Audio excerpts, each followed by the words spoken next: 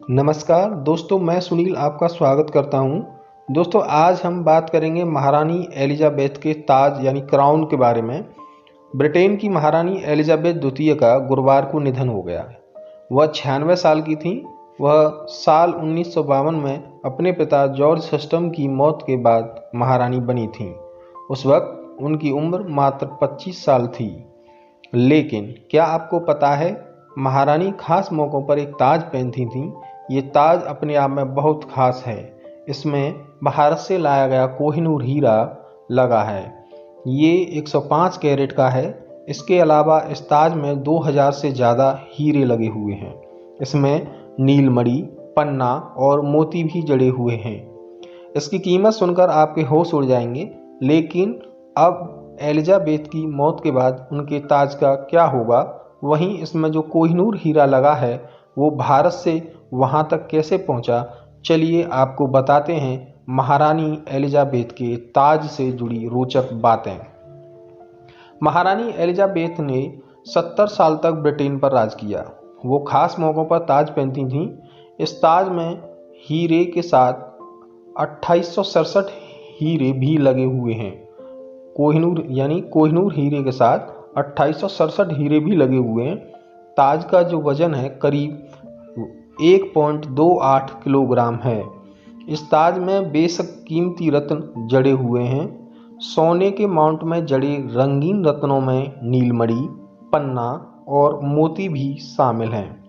इसमें नीलमणि से लेकर एडवर्ड द ब्लैक प्रिंस की रूबी, एलिजाबेथ प्रथम के मोती और कुलीनन द्वितीय के हीरे भी शामिल हैं। महारानी एलिजाबेथ द्वितीय का ताज बेशकीमती है। इस ताज की कीमत का अंदाज़ा तो लगाना मुश्किल है। इसमें बेशकीमती हीरे जवाहरात जड़े हुए हैं। मीडिया रिपोर्ट्स के मुताबिक इस ताज की कीमत 3600 करोड़ रुपए के करीब मानी जाती है। तो दोस्तों, ये थी महारानी एलिजाबेथ द्वितीय के ताज के बारे की जानकारी।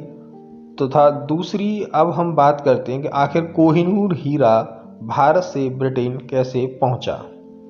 कोहिनूर हीरे के सफ़र की शुरुआत काकतीय वंश के साथ हुई, जहां से कोहिनूर तुगलक वंश के पास आया। उसके बाद यह हीरा मुगलों के हाथ लगा। इतिहास गवाह है कि जिनके पास यह हीरा पहुंचा, शुरू में उनका वर्चस्व खूब परवान चढ़ा, लेकिन बाद में उनकी बुरी तरह अंत हो गया। शाहजहां ने कोहिनूर हीरे को अपने मयूर सिंहासन में जड़वाया था, लेकिन शाहजहां का क्या हुआ सबको पता है। शाहजहां को पहले तो पत्नी ने छोड़ा, फिर बेटे ने नज़रबंद कर सत्ता हथिया ली थी। इसके बाद भारत पर नादिर शाह का आक्रमण हुआ। 1739 में नादिर शाह ने इस हीरे को अपने कब्जे में लिया। इतिहास के मुताबिक नादिर शाह ने मुगलों को हराकर हीरा अपने कब्जे में लिया और कोहिनूर को पर्सिया लेकर चला गया। नादिर शाह से पहले इस हीरे का नाम कुछ और था, लेकिन नादिर शाह ने इसकी भव्यता और खूबसूरती को देखकर उसे कोहिनूर नाम दिया। फारसी में इसे कूह-ए-नूर यानी रोशनी का पहाड़ कहते हैं। कोहिनूर ले जाने के कुछ साल बाद नादिर शाह की हत्या हो गई। नादिर शाह के बाद कोहिनूर हीरा अफगानिस्तान के सुल्तान अहमद शाह दुर्रानी के वंशज शाह शुजा दुर्रानी के पास आया, लेकिन यहाँ भी दुर्रानी की सत्ता जाती रही। शुजा दुर्रानी हीरा लेकर अफगानिस्तान से भागा और पंजाब पहुंचा। यहाँ उसने कोहिनूर को राजा रणजीत सिंह के हवाले कर दिया। कुछ दिन बाद राजा रणजीत सिंह की भी मौत हो गई। इसके बाद यह हीरा रणजीत सिंह के बेटे दिलीप सिंह को विरासत में मिला। अंग्रेजों ने रणजीत सिंह के साम्राज्य पर हमला कर दिया और सिखों पर आक्रमण कर दिया। आक्रमण में सिखों को हराकर अंग्रेजों ने कोहिनूर को अपने कब्जे में ले लिया। आज यह हीरा इंग्लैंड में है।